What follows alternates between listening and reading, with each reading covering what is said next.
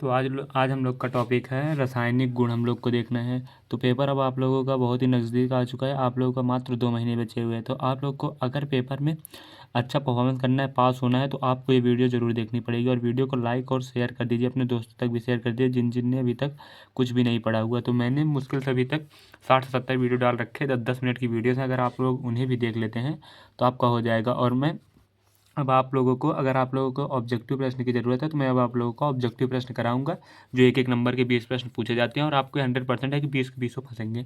चलिए हम लोग चालू करते हैं। रासायनिक गुण, इसके पहले तक हमने अधातुओं के भौतिक गुण को पढ़ लिखा था, अधातुओं के रासायनिक गुण है ये। चलिए हम लोग देखते हैं। वायु से अभिक्रिया, अधातुएं ऑक्सीजन से अभिक्रिया करके ऑक्साइड बनाती हैं जो अम्लीय अथवा उदासीनी प्रकृति के होते हैं। अधातुएं जो होती हैं वो ऑक्सीजन से अभिक्रिया करके ऑक्साइड बनाती हैं।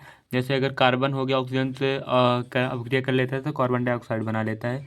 उसे अम्लीय अथवा उदासीन प्रकृति के होते हैं। वो अम्लीय हो जाते हैं तो उदासीन प्रकृति के होते हैं। जैसे H2O, ये अम्लीय प्रकृति का है हम लोगों का, ये हम लोग का अम्लीय प्रकृति का है। चलिए हम लोग जैसे देख रहे हैं कि यहाँ पर हम लोगों का एक एग्जाम्पल दिया है, सॉरी यहाँ पर हम लोग थे, एक एग्जाम्पल हम लोग को दिया है। कार्बन और ऑक्सीजन जब मिलते हैं तो CO2 बन जाती है, गैस है। ये उदासीन हो गई है, ये उदासीन है। मैंने दोनों उदाहरण लिख दिए हैं, उदासीन भी का उदासीन।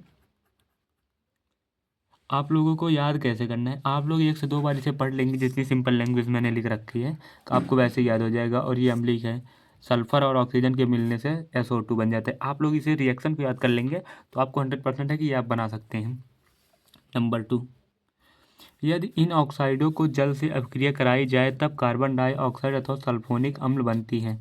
जब हम लोग CO2 को जल से अभिक्रिया कराते हैं, CO2 प्लस जल से अभिक्रिया कराते हैं तो हम लोग को एच एच H2CO3 कार्बोनिक अम्ल, H2CO3 को हम लोग कार्बोनिक अम्ल कहते हैं। ये आपको याद रखना है 100%, क्योंकि ये पूछा जाता है एक नंबर में, कार्बोनिक अम्ल किसे कहते हैं, तो हम लोग इसी को कहते हैं। फिर SO2 की जब अपक्रिया कराई जाती है, ये जो मैंने बनाया है SO2 और कार्बन डाइऑक्साइड, इसी में SO2 की अपक्रिया जल से कराई जाती है तो H2SO3 हाइड्रोजन सल्फेट बनता है, जिसे सल्फोनिक अम्ल कहा जाता है। आपने देखा होगा कि सल्फोनिक अम्ल का आपसे सूत्र पूछता है, तो ये बहुत इंपॉर्टेंट है, सल्फोनिक अम्ल का सूत्र भी। जिन जिन पर मैं स्टार बना दे रहा हूँ वो 100% है कि आपके पेपर पूछे ही जाएंगे। चलिए हम लोग देखते हैं। अम्ल से अभिक्रिया, धातुएं सांद्र अम्लों से क्रिया करके आयनित हो जाती हैं, जिसके फलस्वरूप गैस का निर्माण करती हैं। आइए हम लोग समझते हैं।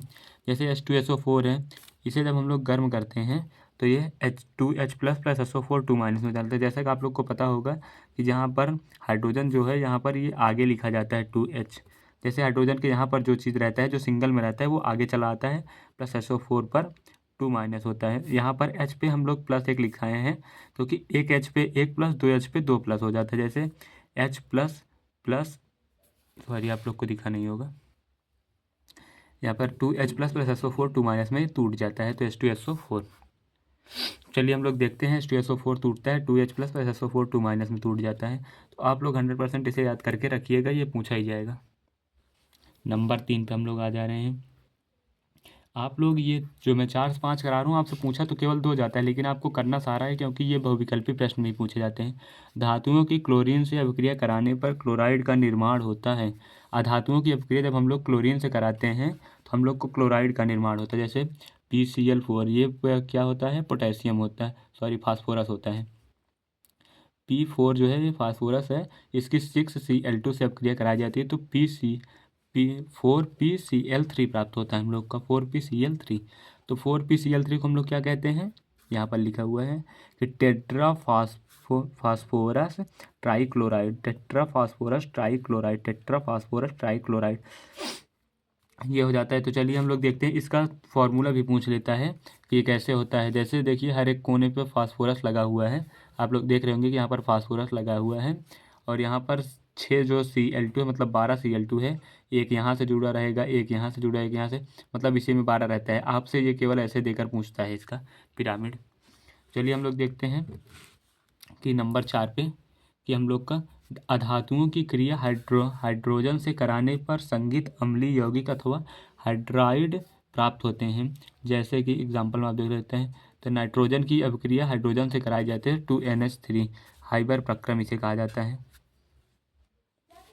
जा जैसे कि आप लोग समझ चुके होंगे कि ये अधातुओं की अभिक्रिया हाइड्रोजन से कराने पर संगीत अम्लीय यौगिक प्राप्त होते हैं। जब हाइड्रोजन की क्रिया हम जब लोग नाइट्रोजन की क्रिया हाइड्रोजन से कराते हैं तो हम लोग को NH3 प्राप्त होता है, जिसे हम लोग हाइपर प्रक्रम कहते हैं। इस प्रक्रिया को हम लोग हाइपर प्रक्रम कहते हैं। ये आपको 100% याद होना चाहिए कि हाइपर प्रक्रम में ये पूछा जाएगा। इस बार मैं लगा दे रहा हूँ, इंपॉर्टेंट है ये।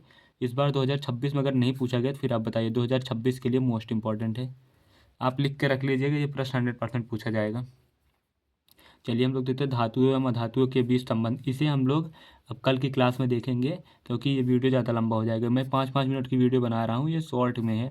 आप लोगों को कल लॉन्ग वीडियो चाहिए तो आप लोग कमेंट करिएगा, मैं 100% लॉन्ग वीडियो आप लोग को बना दूंगा, जो आप लोगों के बेनिफिट होगा। चलिए हम लोग अब वीडियो को यहीं पर समाप्त करते हैं। वीडियो को लाइक ज़रूर कर दें।